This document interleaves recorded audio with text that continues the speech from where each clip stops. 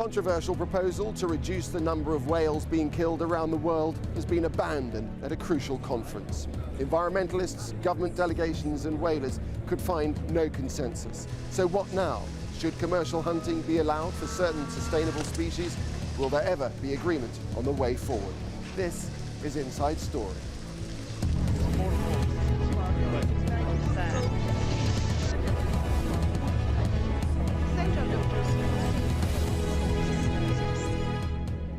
Hello, I'm Nick Clark and welcome to a special edition of Inside Story from Agadir here in Morocco. 5 days of talks, 3 years of planning, still no consensus. A compromise agreement put forward by the International Whaling Commission shot out of the water by delegations from the 88 member countries. In a minute we'll examine the issues at hand with a special panel that we've convened. But first, let's see how events here panned out. Business that would advance the interests of whales. It was billed as the most important whaling conference since the days of the Save the Whale campaigns of the 1980s. A bid to bring the rogue nations of Japan, Iceland and Norway into the fold, give them legalised quotas under the watchful eye of international monitors. But the so-called consensus proposal found no consensus. The negotiation is dead and we're back to square one, and there is nothing to celebrate because that means that Japan, Iceland and Norway are going home with free hands to set themselves unilaterally their own catch limits, their own catch quotas, and thousands of whales are going to be killed with no international oversight. Not even the environmentalists saw eye to eye. I think it's a good thing that a proposal has been rejected that would have granted internationally accepted commercial whaling quotas to 3 countries. The ban on commercial whaling is in place for 24 years and it should not be touched because commercial whaling has no place in the 21st century. Whales themselves often out of the picture, with persistent allegations of bribery and vote buying. Even the stand-in chair of the conference coming under scrutiny. What do you say to those allegations? I think it's extremely unfortunate. It is designed to be very disruptive. I have not received any bribe. I'm not involved in any impropriety. I'm not involved in any corruption. I think this was designed for distraction purposes, and it has been going on for a long time. The statements have been made for a very long time, and I think it's very unfortunate. You didn't come back and make any statements to the media at large here at the IWC. In fact, this is the first time you've done so. Well, I just think it's unfortunate, and I think we have more important business at IWC to deal with. The allegations that were raised here at this meeting through the Times in London actually have some concrete proof of this kind of vote buying going on. Unfortunately, it's not illegal, which is incredible, but this means that you can't launch criminal proceedings against it. But we need to see governments really saying this is unacceptable. We need to find a way to stop this happening. In some whale populations. How now to end the impasse is anyone's guess. This year, we find ourselves at a new crossroads in the battle to conserve and protect the world's whale populations. The Australian delegation are positive about the proposal's failure. They will now pursue plans to take Japan to the International Court of Justice for using so-called scientific research as a cover for trade. We haven't been able to agree with Japan about the way in which they determine what's so-called scientific whaling. Our case is a well-prepared one, and both countries accept that the International Court is the right place to adjudicate that issue. Whatever your standpoint, the bare facts are, after the impasse, nothing changes. Whalers will continue to enter the Southern Ocean and beyond and continue to ply a trade that causes so much outrage, debate and controversy. Nick Clark, Al Jazeera, Agadir, Morocco. Well, that's the picture of events here in Agadir. Let's take it on. Joining us to discuss this now are our guests. Ollie Samsing, Special Advisor at the Danish Ministry of Foreign Affairs, dealing with Arctic affairs, including whaling. Nicholas Entrup, Managing Director of the Whale and Dolphin Conservation Society. And finally, we're joined by Glenn Inwood, who's spokesman for the Japanese delegation to the IWC. Gentlemen, welcome all to Inside Story. Glenn Inwood, if I could start with you first of all, if I may. Set out your position precisely for us here. What did you hope this meeting would bring for Japan? Japan has spent the last 3 years trying to normalise this organisation, and what that means is it's been trying to bring it back to a function where it can manage and regulate commercial whaling, which is the reason this organisation was set up. And so the IWC, in order to function properly, under the convention, needs to issue quotas and undertake effective management of commercial whaling. So your view is that whales are a sustainable source that should be tapped? I think that's irrefutable. Even the scientists around the world all agree that minke whales and other whales are performing well, they're growing well, and they can handle a commercial offtake where they continue to grow in population, but also have a limited number taken for food, because it is only food we are talking about. Nicholas Entrup? Well, we're not surprised that we fundamentally disagree with that position. You know, they are long-living, slowly reproductive animals and threatened by many different threats in the world's oceans. But what we need to remember is that commercial whaling has brought many species and populations close to extinction, and that's why the ban on commercial whaling came into force in 1982. It was decided in 82 and came into force 4 years later. And since then, all the countries, you know, Spain, Korea, Russia, Brazil, they all ended whaling. But 3 countries tried to find loopholes to continue a practice which we believe has absolutely no right to exist in the 21st century.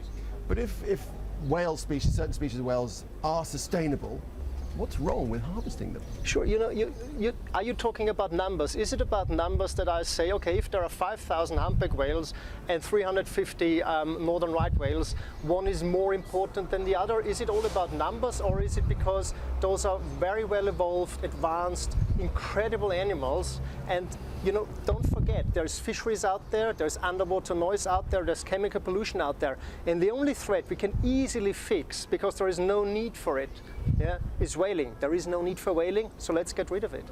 Ollie Samsung, this consensus agreement that was brought to the table here, it seemed like a good way forward, bringing the rogue nations under the umbrella of the IWC.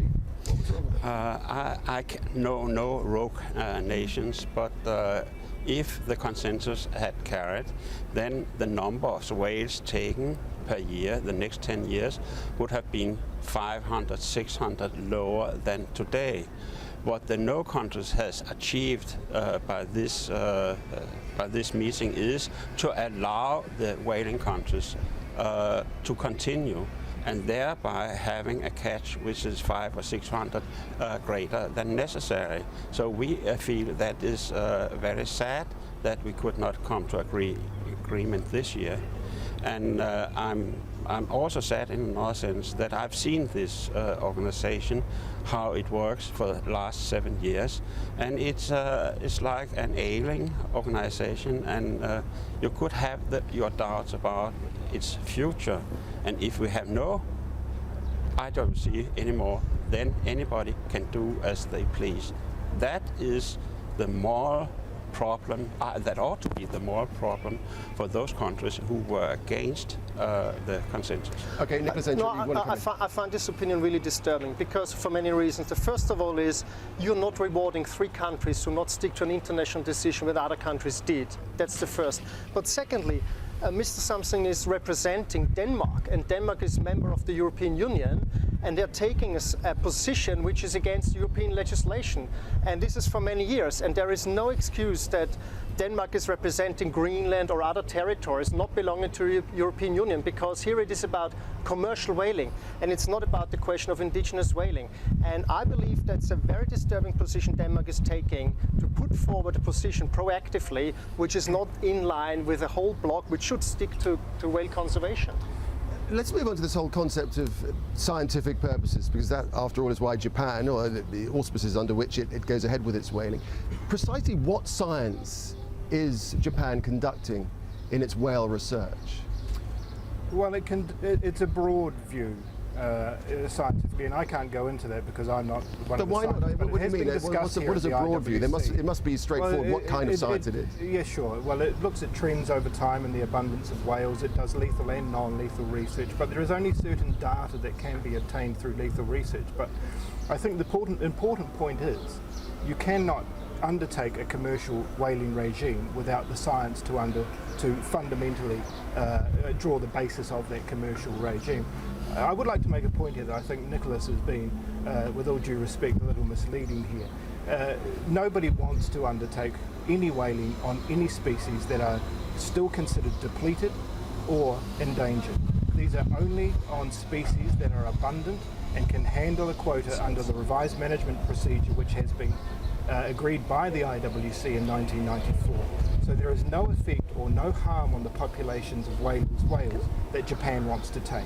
Nicholas? No, I disagree, because it's a very simplistic view. First of all, when you look at the minke whale, which was by some Japanese official called the cockroaches of the sea, minke whales are also very complex whale species living in different populations. And in the Japanese waters, you have different populations. And one of it, which is called the J stock, you can remind it by the Japanese stock, so to speak, it's highly endangered.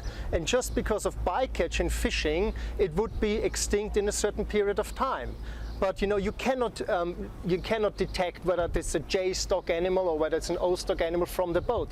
So you're constantly finding meat on the market in Japan from these animals which are highly endangered. So even the numbers game is not working out for the Japanese government. What's your response to the scientific view? Well, look, we as an I'm not a scientist, but as an organization, we fund around 50 projects a year, scientific projects. There's so many different methods you can undertake.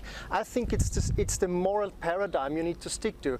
When you make a decision over sustainability, when you make a decision over research, what is society, do we have a new relationship with those animals, or do we go back to 60 years ago with an approach where we say it's a marine resource? I think we know more about these animals than they're just a resource. Okay, and Ollie Samsung, I want to get on to the issue of indigenous populations and their whaling rights, because whaling quotas are given to some indigenous peoples, and Greenland is one of them, and as part of Denmark, Greenland has been seeking to add, 10 humpback whales to their quota. Why is this necessary when Greenland doesn't actually fulfill its own quota anyway? The reason for not taking the quotas now and then is, of course, that the weather might be bad, the ice conditions are bad, or the animals are not just there. So what you have is an upper cap for what they could take. And that's quite natural in living resource management. And to have a quota and then maybe use it or not. Humpback whales has been taken for many hundred years in Greenland waters. Only after the moratorium it has stopped. They have now returned in big numbers, and it is time to get what we need for the Greenlanders, which the IWC has accepted in 1990 as 670 tons of whale meat. We are not there yet, and we will not be there even with the 10 humpback whales, but that is the reason. Fair to say that this whole issue has caused a lot of controversy here, isn't it? Yeah, it does, because first of all I want to really make clear that our organization is not questioning the right for certain indigenous communities to go whaling for subsistence needs. And there are in Greenland very remote communities on the east coast and up in the north where that's definitely true. However, there are two things. First of all, We've done an investigation in Greenland and demonstrating that there are retail companies where supermarkets interest to commercially, for a very high price, order, contract hunters to take animals, and then for profitable selling in markets or commercial interest. I'm going to stop you right there, because yeah, sure. we have some clips of that particular investigation. So let's run those in now, and then we can discuss those afterwards. So let's have a look at these. Most whale meat is sold directly off the fishing boats that catch the whales or at local meat markets, called bredet. Whale products are also sold in large quantities to city supermarkets at very high prices relative to other products. Investigators documented that commercial retail companies actually commissioned whale hunters to bring them whales when their stocks were low. This is done with full government knowledge and approval. So, Ollie Samsung, it doesn't seem to be any doubt that there is a demand there, but the demand is from supermarkets as well as indigenous peoples.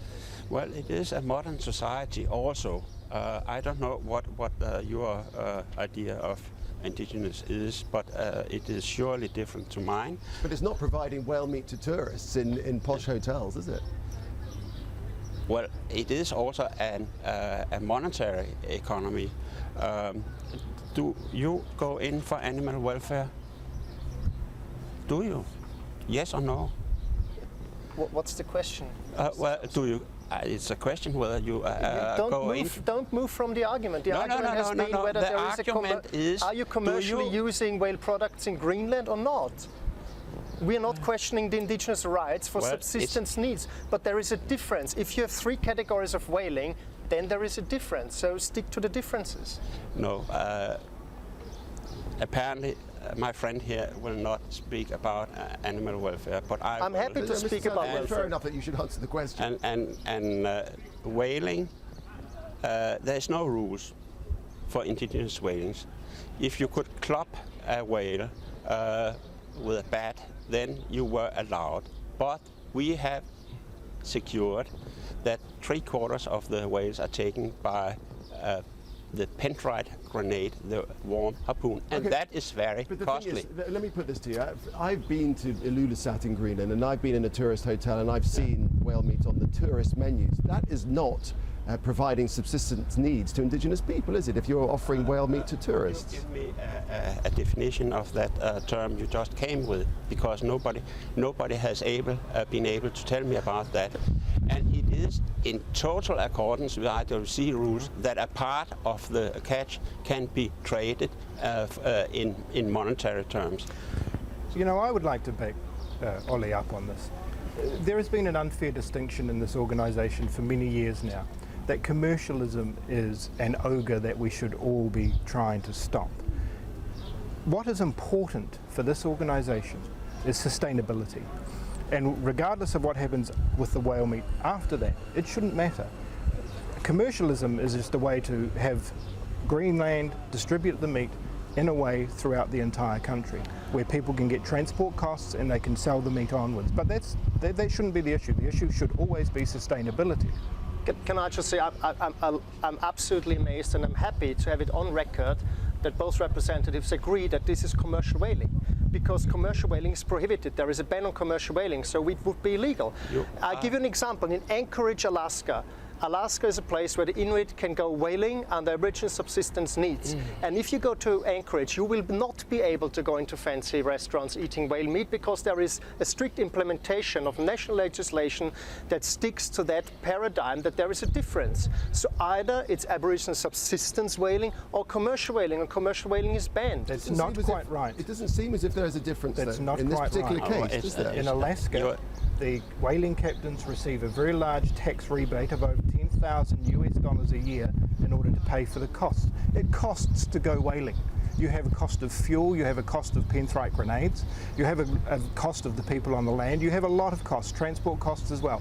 It's just that the US decides to deal with this in a way where they are allowed tax breaks, and in order to call it subsistence. Now, it's really unfair to keep indigenous people in a subsistence category when the rest of the world is undertaken or is using a market mechanism for everything else they do. The thing is, Ollie, is that you're not going to get popular opinion on your side when it's seen that you're kind of twisting things to make it work in your own direction. We are not twisting anything, but we are not using the American system. The whalers are opportunistic, they're fishermen, and then when they see a whale, they take it. But they have to pay all the cost themselves. A pentrite grenade is more than, I think, around 1,500 euros. It's very expensive. And that has to be paid. The boat has to be paid, the crew has to be paid, so money is necessary. And this funny idea about it, that it's a commercial, that is but forgive me, you're getting away from the issue, which is, again, with what we're saying here is that the rule of law, as far as the IWC is concerned, that you should be providing whale meat for indigenous peoples, not for supermarkets, for people who've got money in their pockets to buy it when they can buy steak. The customers in the supermarket, they are indigenous people. That's just, come on. So don't you? I think that is really going to be misleading, because the request by Denmark in the name of Greenland is done per head in the region. And I think let's get back to the real substance. What we have here is a request for expansion of whaling in a situation where not all the whales are taken. They could already take. So why? There is no need for that, and that's the whole point. Over the Don't last expand 3 years, it. Greenland has demonstrated to the IWC a growing population and a need for an increased quota through the IWC, people. so they can provide whale meat for their people. There is a traditional and a dietary habit of eating whale meat, and that is important, and that is what this organisation should be looking at. I really hope that the public just will have the video in mind and just make their own judgment. 90% of the population is Greenlander, indigenous peoples, and 10% is not. Before you said you don't differentiate. How can you now differentiate? Oleg, sorry, this whole argument is a setup.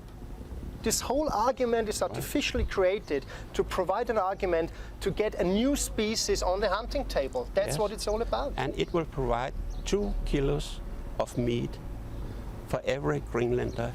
You have not even year. at the IWC answered the question of what went wrong with the bowhead whale hunt. You had 3 endangered animals killed this year. And you know, there were huge problems. Greenland was not prepared, they didn't have the equipment. Okay. And what is now on the table you ask for? That's the point, Nicholas, isn't it? It's hard to see where agreement is ever going to come from. Yeah, no, I agree. There are 2 different concepts here on the table. But let me say, from a scientific perspective, you know, let's look at all the findings over the past decades about, you know, the complexity of these animals, the migration, the communication. That's quite stunning. And you know you're a media person. You know how people react to seeing whales in the wild, and you know all the findings about culture in these animals. That's one thing. But on the other hand, you know, what are we doing with our marine ocean ecosystem? You know, and we go the totally wrong track. Okay. We're just running out of time, so I just want to move on to something you just mentioned there, seeing these animals in the wild. That brings us on to whale watching. And whale watching, and the issue of whether or not whales are worth more alive than dead, and many people say that they are. And whale watching, as you know, is a growing trend around the world in the tourist industry. It is. Something like 13 million people go out and watch whales. They are better off alive than dead. It is a growing enterprise around the world in many countries, but that doesn't mean you have to have one or the other. You can have both. Norway has whale watching enterprises, and you can go and eat whale meat in Norway. Same with Japan. It doesn't have to necessarily mean that a few 100 whales caught in a particular area are going to upset any whale watching industry. And I think this is a myth that has been carried out by many of the NGOs to try to stop whaling around the world. It's a myth. No, it's not a myth. Look, in Norway, you go out to see, you know, sperm whales, orca, pilot whales, and they go hunting minke whales. So there are 2 different directions, and those concepts don't fit. And when you look at Iceland, for example, the whale watching community is the community that opposes whaling in the country. And countries, there is a shift, I think, in society's approach to this topic. And the more you discuss it, the more you open debate up, the more critique you will see on whaling. There is absolutely no need for that practice. Do you think there is a growing trend among the younger generations, especially in Japan, to change their views, to change their mind about this, that whaling is part of the old generation and things will change as time goes on? That could be the case, but I think really what's important is that if Japan feels that there is a culture and there is a demand within Japan to eat it, then they should be able to continue to take that on whatever means they can through the IWC. Finally, can I just ask you about your view of the status of the IWC now after what's happened in the past days? A lot of people say it's taken a massive dent. Do you think it still has its credibility? I think that the relevance of the IWC is fast diminishing. I think it's almost a dead organisation walking. And even though we haven't seen it fully collapsed here at Agadir, in the next year or so we could see it completely break down. Nicholas? Well, I'm working within the IWC for 10 years, and I've heard this argument every year. And I'm not sharing that view. What I think is really important is that the countries like the Latin American, Australia, European Union, they need to even more move together and take this approach to the 21st century, because what we need is a conservation body and not discuss whaling anymore. Okay, well, we could talk about this for many weeks, I should think, non-stop pretty well. I agree. But thanks very much indeed for your time. It's good to have your perspectives on this programme. Glenn Inwood, Nicholas Entrup and Ollie Samsing, thanks very much indeed. Thank you. Thank you. So that's it from Inside Story for today. We always like to have your views and comments on the programme. Just email them to us at insidestory@aljazeera.net. From me, Nick Clark, it's goodbye.